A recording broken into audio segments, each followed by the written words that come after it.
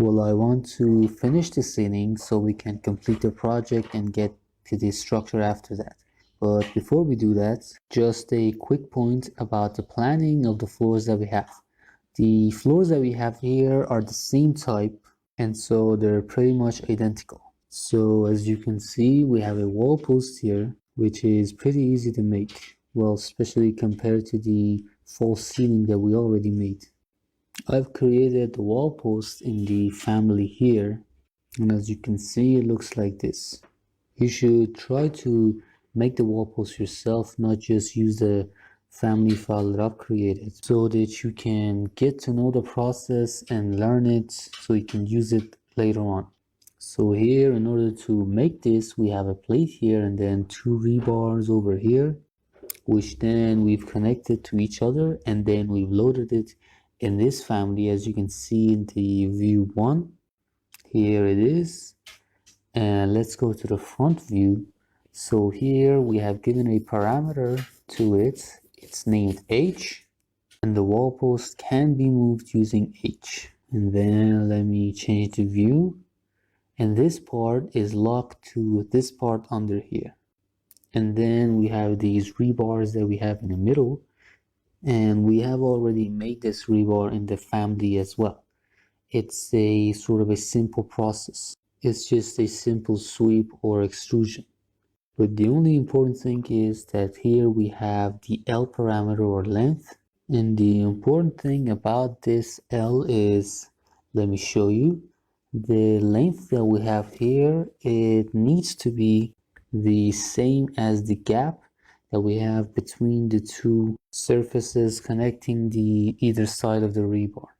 So if I go here and select and edit this, here we can see the dimensions, and L is the same as the gap that we have here in the middle, which you can see clearly if I open this up like this. And then after that, we've used an array, the last type of array, not the second one.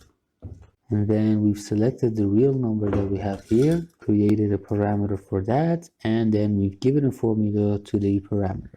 And here you can see it says real number. So the formula is the height that we have here for the whole structure, a minus 15 millimeters, which is the thickness that we have for the surface up here, and then divide that by space, which is another parameter that we've created here, and it's actually referring to the gap that we have between these rebars in the middle. And then finally +1, so you can get the actual number. But instead of +1, you could have just typed in a roundup here to get the same formula. And the function of this roundup is that it rounds up the result of the formula that we have here, the equation. Because the number is so small here, it's not doing anything right now. So here, if I edit this roundup here and name it round down, it just rounds down the number that we get at the end of the formula. And then you can get the final result that you want for the formula. But here, instead of doing that, I'll just put the +1 at the end. And using this, we can also round up the result of the formula just as easily. All right, there we go. So after this, we hit OK to close this. And then we load this into the project and close. All right, so just hit no in this window. Okay, after this, we go to the 3D view. And let's see what else. Let's open up the ground floor from the floor plans. So here I'll open up the plan and select components to see the actual components. All right. And then as you can see, we have the elevation from level, which is 1.2 meters. So here I'll just edit this to 3.2. So from here, I'll select the place on work plane, hit a space here, and then I'll go here and put this where we need it. So let me go here to just check the view range. This one's 2.3 and then 1.2, which looks okay. So here we have a window.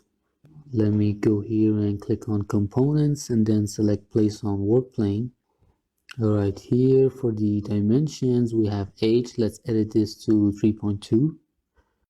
And then I'll go here in the plan where we're supposed to put the window, and I'll just place it right here. Now then I'll select it and then go to the 3D view. So using this method, we're just going to place it exactly where we need it. Let me just rotate this. Alright, let's just go back to the plan. Alright, so WT here. And then we need to move this down here where it's exactly in the middle part of the wall. And then the viewpoint that we have here covers this up completely. So instead of the inside wall details, you can just see this side of it. Let me just take a look at this piece here. Alright, we'll just reduce the size of this so it looks just a bit better.